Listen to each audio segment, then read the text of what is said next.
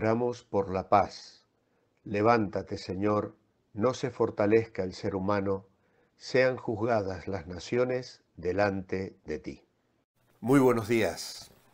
Seguimos en esta semana número 16 en nuestra meditación hacia el conocimiento de Dios y esta semana estamos centrados en la bondad y la severidad de Dios. Y nuestra lectura hoy está en Romanos capítulo 11, versículos 20 al 22, donde dice: de acuerdo, por su incredulidad fueron cortadas, pero tú por la fe te mantienes ahí. Así que no seas altivo, sino más bien temeroso, porque si Dios no perdonó a las ramas naturales, a ti tampoco te perdonará. Por lo tanto, ten en cuenta la bondad y la severidad de Dios.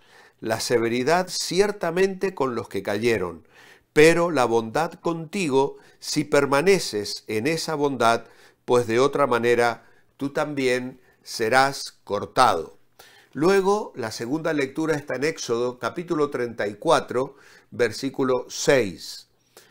Dice así la palabra de Dios: el Señor pasó por delante de él y exclamó: Señor, Señor, Dios fuerte, misericordioso y piadoso, lento para la ira y grande en misericordia y verdad. Y luego otra lectura más en la epístola de Pablo a los Romanos, capítulo 2, versículos 1 al 5. Por tanto, tú que juzgas no tienes excusa, sin importar quién seas, pues al juzgar a otros te condenas a ti mismo, porque tú que juzgas a los demás haces lo mismo. Pero sabemos que el juicio de Dios contra los que practican tales cosas se ajusta a la verdad. Y tú que juzgas a los que hacen tales cosas, pero haces lo mismo, ¿acaso piensas que escaparás del juicio de Dios? ¿O acaso menosprecia las riquezas de su bondad, paciencia y generosidad, e ignoras que su bondad te guía al arrepentimiento? Pero por la dureza y obstinación de tu corazón vas acumulando ira contra ti mismo para el día de la ira, cuando Dios revelará su justo juicio y pagará a cada uno conforme a sus obras. Hoy nos toca mirar la severidad de Dios. Hemos estado desplegando estos días en la parte que nos cae mejor, la bondad de Dios. Pero hoy vamos a pensar en la severidad de Dios. La palabra que emplea Pablo allí en Romanos 11 significa literalmente cortar. Denota el retiro terminante de parte de Dios de su bondad para con los que han despreciado esa bondad. Nos recuerda un hecho en relación con Dios que él mismo declaró cuando proclamó su nombre ante Moisés, a saber, que si bien él es grande en misericordia y verdad, de ningún modo tendrá por inocente al culpable. Vale decir, los culpables obstinados e impenitentes, es decir, no arrepentidos. El acto de severidad al que se refería Pablo en Romanos 11 era el rechazo por parte de Israel, por parte de Dios de Israel como cuerpo, separándolo del olivo del que ellos constituían las ramas naturales, porque no creyeron el Evangelio de Cristo. Sabéis que en el Nuevo Testamento el mismo Señor Jesús y luego el apóstol Pablo aquí en Romanos toma la figura de la higuera como símbolo del pueblo de Israel y también la figura del olivo. Y en este caso está hablando de una rama desgajada y otra rama injertada en el olivo. Ambas figuras son muy comunes al pueblo de Israel en el Nuevo Testamento. Así que Israel calculaba que contaba con la misericordia de Dios, pero no tuvieron en cuenta la manifestación concreta de su misericordia en el Hijo, y la reacción de Dios fue veloz, cortó a Israel. Es decir, ellos habían visto la misericordia revelada en Jesús, que dijo: Israel, cuántas veces quise juntarte como la gallina que llama a sus polluelos para cobijarlo debajo de sus alas, y no quisiste.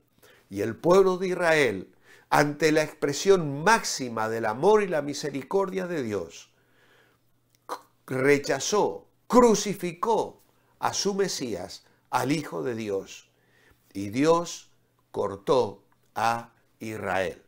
Pablo aprovecha la ocasión para advertir a los cristianos gentiles que si se alejaban, como ocurrió con Israel, Dios los cortaría a ellos también.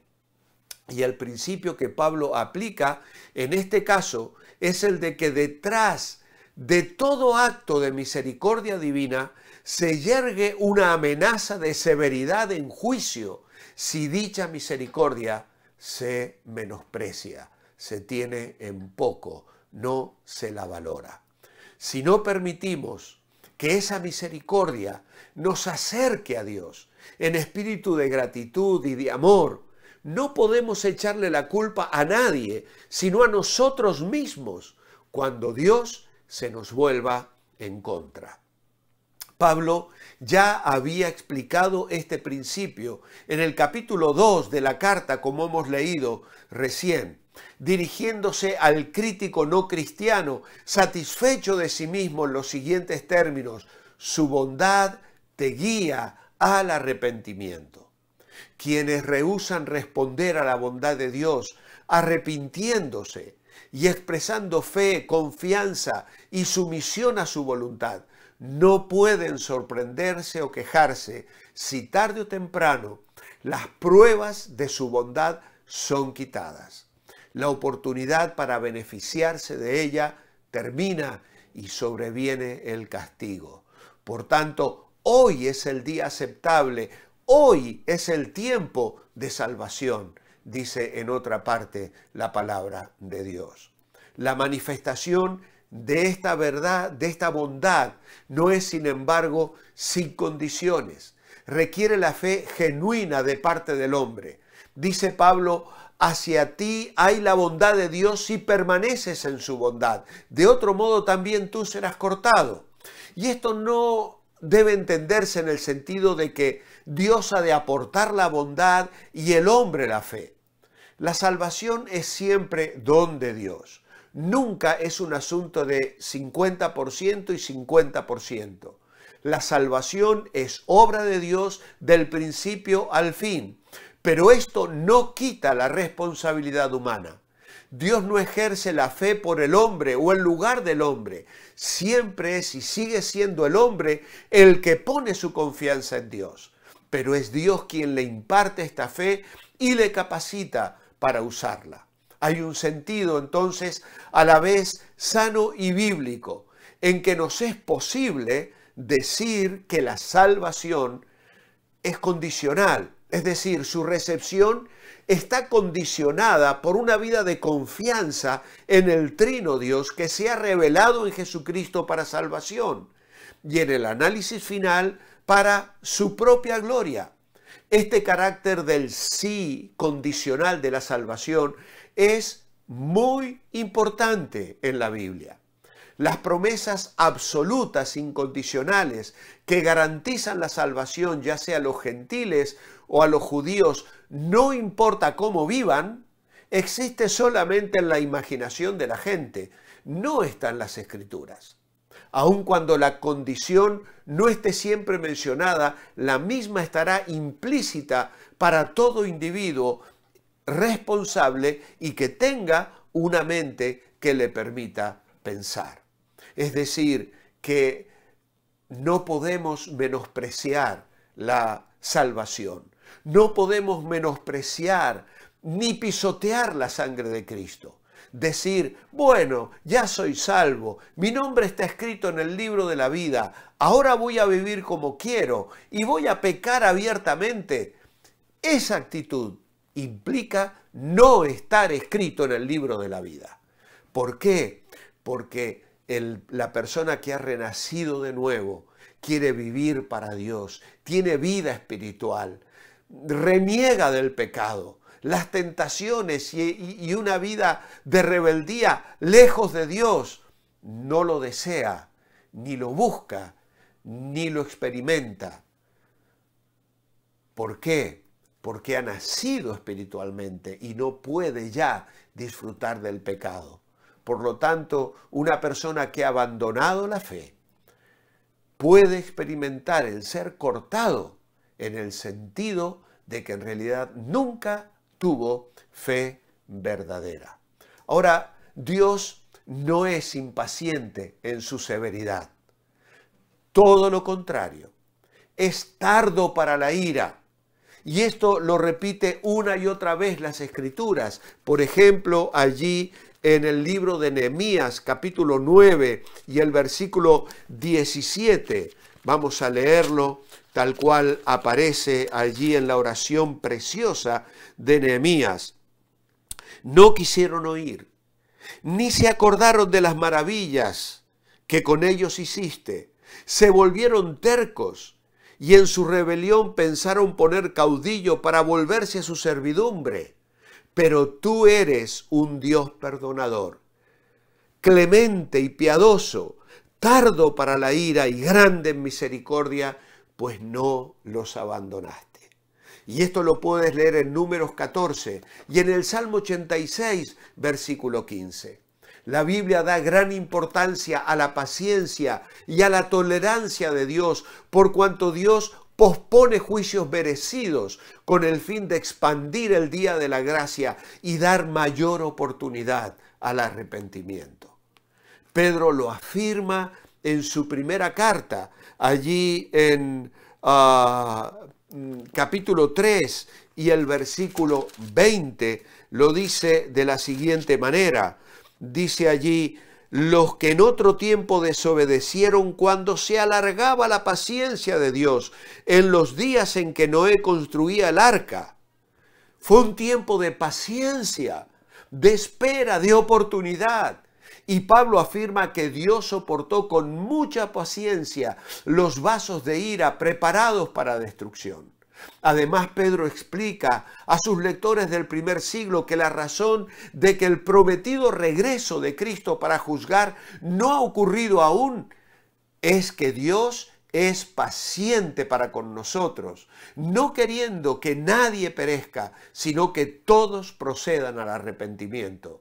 En 2 Pedro 3:9, y esa misma explicación tiene vigencia hasta el día de hoy. La paciencia que Dios manifiesta al dar tiempo para que se arrepienta. Dice en Apocalipsis 2:21 en el mensaje a una de las iglesias que Dios ha mostrado paciencia antes de que se produzca el juicio. Esto constituye una de las maravillas de la historia bíblica. No es de sorprender que el Nuevo Testamento recalque el hecho de que la paciencia es una virtud y una obligación cristiana.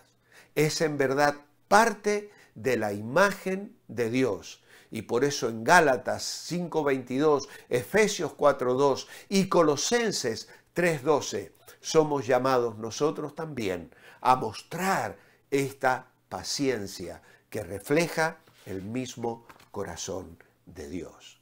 Mi oración escrita esta mañana es: amado Padre, tu bondad nos guía al arrepentimiento.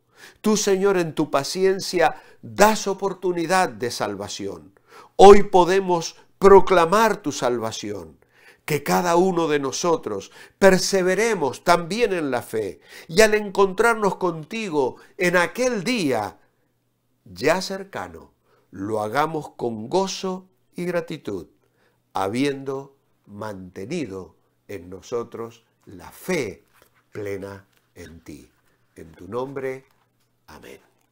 Que el Señor os bendiga. Os espero mañana para cerrar ya esta semana meditando en la bondad y en la severidad de Dios. Manteneos bendecibles y que el Señor llene vuestras vidas y corazones hoy.